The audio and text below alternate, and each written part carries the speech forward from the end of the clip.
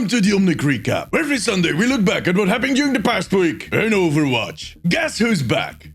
Me. I'm back. You might not have noticed that I took a week off to travel and make some videos for one of my other channels. But to be honest, I don't know what I would have talked about if I had did a video last week. Overwatch is in a bit of a weird spot right now. And although we got at least some tidbits of information this week, we'll have to wait at least another 2 weeks for those big updates. But more about that in a minute. Let's first run over the news for this week. First off, the second remix event is ending on Tuesday. So in case you still have some of those recolored skins on your wish list, or you still need that Maestro Sigma skin, it is time to hustle. And for all those other skins, the next remix event is not that far off, as I expect it to start somewhere in the 3rd week of July. I do wonder though if those remix skins, which technically are event skins, will be available later again at some point. Well, I have a lot of questions on how they will be handling events, how they'll be handling the brawls and the cosmetics after that next 3rd remix event. But I'm guessing that we'll have to wait till they figure it out for themselves.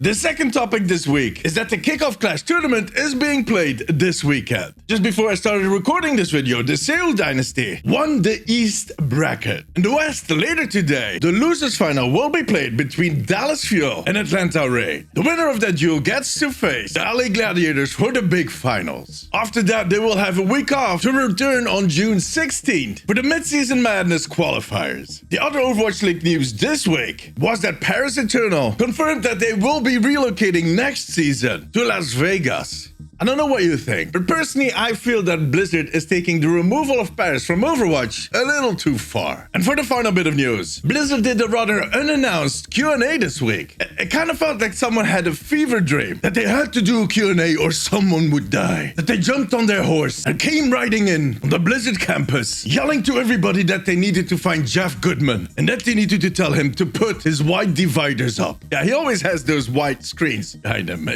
It's funny.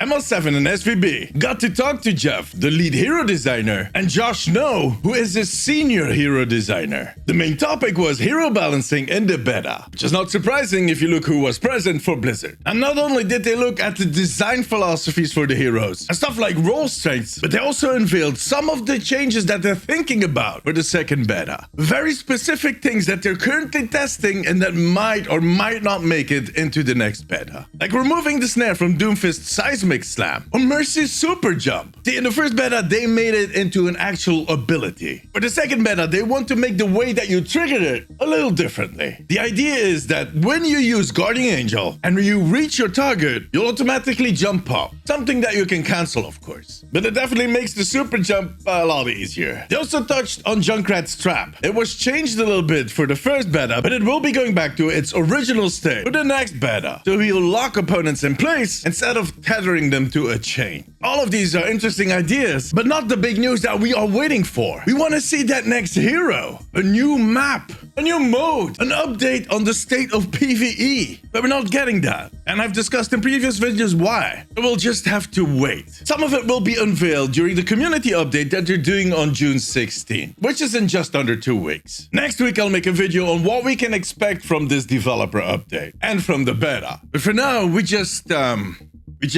I don't know. Like I said, Overwatch is in such a weird spot. And apparently that is not going to change anymore. During that Q&A, Jeff was asked if they are considering balancing changes for the current game. And his answer was a lot like a very long, drawn-out no. Like your parents sometimes do. Yeah, but no.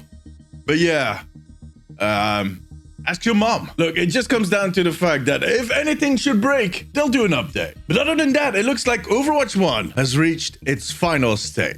And that is a weird-ass Pokemon reference. And the reason for that is that all of the resources are focused on Overwatch 2. And that any change that they would make now on Overwatch 1 would shift the balance versus what we can expect for Overwatch 2. And all of those are, well, they're reasonable arguments. But in the end, it still sucks. In general, you can just tell that a lot of people, a lot of content creators are not feeling Overwatch right now. So they're all putting Overwatch aside in favor of another game. And they're all waiting for that next Overwatch 2 beta. This cannot be healthy for our community. What can they do at this point? Nothing. They're too close to the end goal to warrant any resources to be put in the current game. Well, there might be one thing they can do. when the second beta comes around. Not close it after 2 weeks and then disappear for 2 months. Just keep the beta up and running till the end, or close to the end. I know they need to make money on the loot boxes and the skins, but it's not working. I don't think they're making more money now because they closed down the beta. I've talked about this before. Yeah, making games, and especially with that extended roadmap, it costs money. But you know what? Just go to Bobby Kotick and ask him to take a little pay cut. He can do without an extra yacht. I actually don't know if Bobby Kotick has a yacht. He does look like the type that would have a yacht. I can already see him standing on the deck of his SS Your Money's Mine with a little horned captain's hat, and he has a coven of witches as stewards. The only thing they do is make his favorite dish, devil's eggs.